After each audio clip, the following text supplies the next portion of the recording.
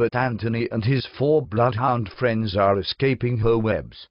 They see her crystal cells in which she locked these souls up, to be the fuel for her communication systems, her talkativity. But they are escaping. In their golden balls, they escape her crystal cells. In their vibration they can float out of everything. They are heading for the exit. They are in the tall temple of the White Rabbit, heading for the throne, where the White Rabbit, the old lady, has a solar crown on her head. They need to steal it, and then her throne will melt away. Through that gate they will escape. But it looks like they travel and travel, but the throne hall is so large. It seems like it's taking an eternity. 5 golden balls are floating to the enormous throne in the distance. They fly faster and faster, but it's like everything slides away. Even the view. They know they need the Viewmaster. This is all a trick of View. She's sitting there, with her brother, the one who carries a Viewmaster, an electric eel. She's sitting there with the golden fly, a short, tanned old man with a white beard. She loves him. It's her best friend. He has a cult on Vega South, the cult of the golden fly. She loves it. She's proud of him. He's carrying the Viewmaster, manipulating the views of others, to bring all suns back to their prisons, to cut all sunflowers. It's a strange cult. The electric eel is their father. He has an old hourglass in which he gathers all the sun fields and let them fall through the 3-dimensional earth funnels to catch the souls as fuel for their own suns. He does it by using time, and by changing their points of view. It's an old liar. A liar from Vla. It was like they knew everything about the cycle of the butchery. They wanted to keep souls locked up in 3-dimensional wheels of reincarnation, for meat and fuel. The powers of reincarnation were the motors of their mills. A bell was ringing. It was dinner time, and once in a while the 3 would dine together. They were talking about Anthony and the other bloodhounds. Another bell was ringing, and some other friends came in. They discussed about what to do. The most strange creatures came in. They were uniting all their powers. They all realized what it would mean when Anthony and his friends would escape from the hourglass. Suddenly the golden balls started to connect to each other, and it became an enormous burning sun, so overwhelming that it was burning the Viewmaster away. It was growing out of the hourglass, and the whole dining room started to come into flames. Enormous explosions took place, and Anthony grasped the solar crown from the White Rabbit's head. When he put it on his own head, lightning and thunder was swallowing the room with all its strange visitors. But now the White Rabbit was really mad. She turned into an enormous wasp and started to sting the burning sun. She was flying to the butchery, but it was already in fire. Millions of souls were being released. She started to scream harder than ever before, and Anthony's ears were exploding. He became deaf, but he could tune into higher communications now, and again she could reach him on that vibration, making so much noise and so sharp that he felt again like his ears were exploding, and this time it penetrated him so deep that his skin got ripped off. Millions of flies and other insects started to attack him, and he was now extra sensitive. But he felt he was in the cocoon. The lights were so bright that all layers of his vision were ripped off one by one. It exploded, and he could come into deeper visions. His eyes were burning now, and spitting fire. This was a wild cocoon. Suddenly he felt he stood before her throne, and he could see it exploding. A black gate was lying before him. When he went through, he saw all her solar fields and communication webs. He could transform them by his eyes.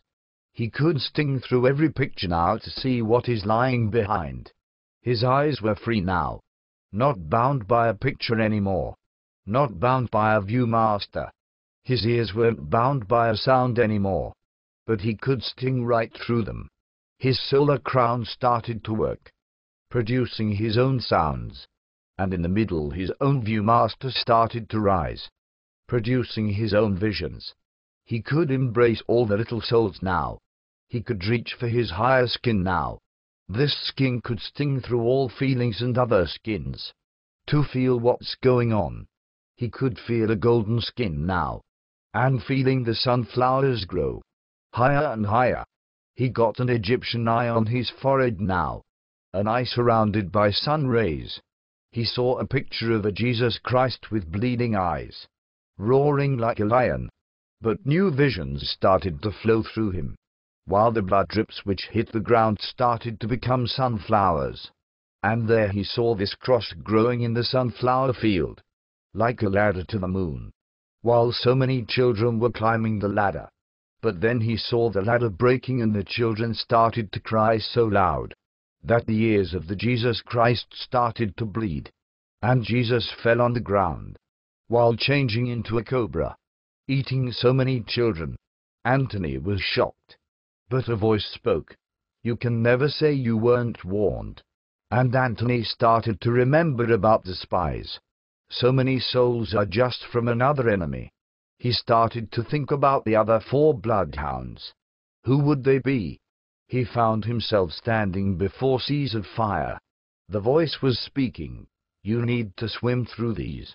Anthony dived in and realized that so many more visions were exploding, so many more dreams. While he was reaching for higher vibrations, everything needed to be sifted. All his visions and dreams. And he swam further and further, feeling all his senses were cleansed by these fires. More and more he got a solar body. Leaving Earth alone. The white rabbit was suddenly swimming before him like a shark. She wanted him back.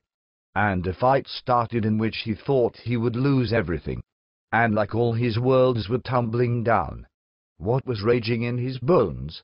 It would rage until he was in the finest vibration. In the highest fires. He didn't have any grip anymore. And he was coiling and spinning. Like he was falling from high mountains. Diving on rocks. It was like everything broke inside. And something was having dinner on that. The white rabbit. Or was it a white shark? He stretched out to higher suns. The light too bright bringing him new pictures. Transparent pictures. The sounds too loud bringing him new sounds. Soft ocean sounds. The fires too hot bringing him a new skin. New bones and senses within. He was reaching out for new communications. He wanted to swim to the edge. To the ultimate limit. And then dive.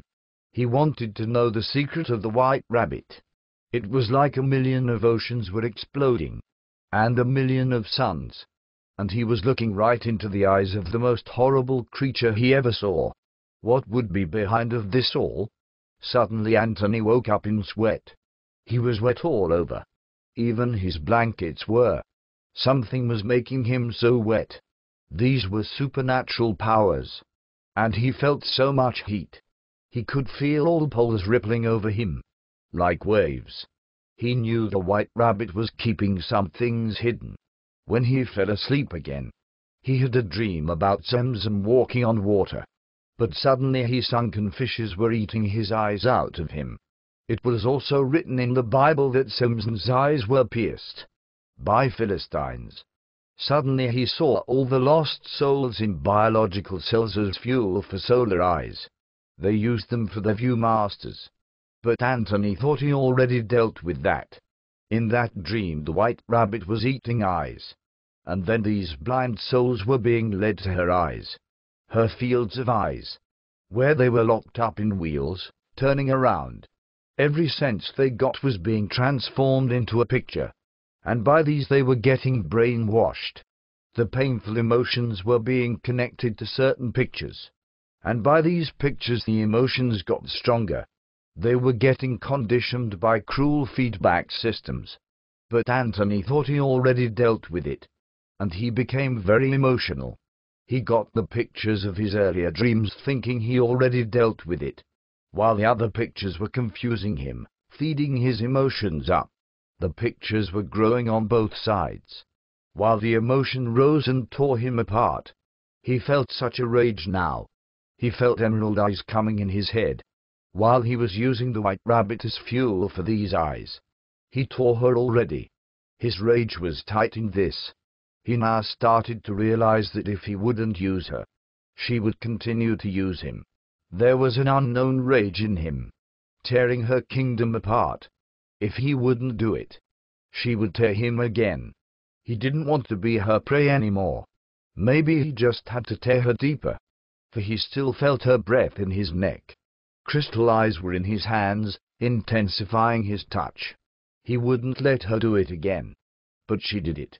It was like it was technology against technology, and his rage was breeding him into an indifferent killer cyborg. The pain made him numb, like a statue. But he was programmed to sense and destroy her. He knew if he wouldn't destroy her, she would destroy him. He had derided her, for if he wouldn't do it, she would ride him. The choice was easily made, but something was ripping him inside, and his rage was getting like never before. He almost became hysterical. Where was it leading him? She lived inside of him, and he couldn't get her out. She lived in a diamond shell. He couldn't reach her. This made him almost insane. It was like a microchip he couldn't break. Technology too high, too deep. He wondered what for a project would be below all these cellars he saw. It was like he was in a sort of temple now.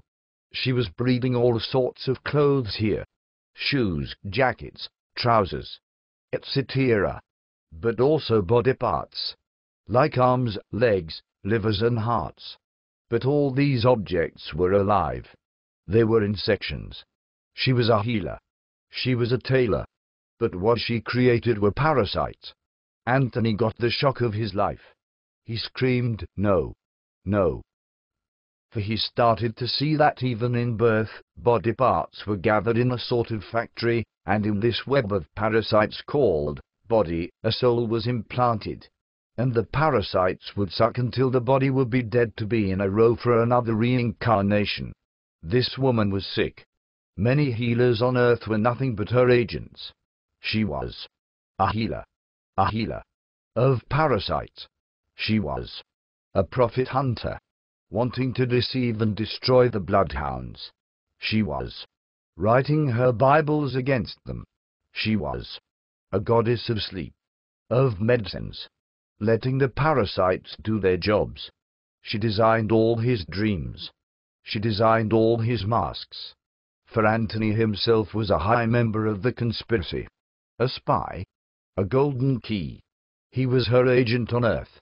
To infiltrate the bloodhounds, the persecuted prophets. To deceive them by lacquered dreams. Truths with a few drips of lies. Captivating their heads. Drawing them closer and closer to the fields of everlasting damnations. The fields of the White Rabbit. The end.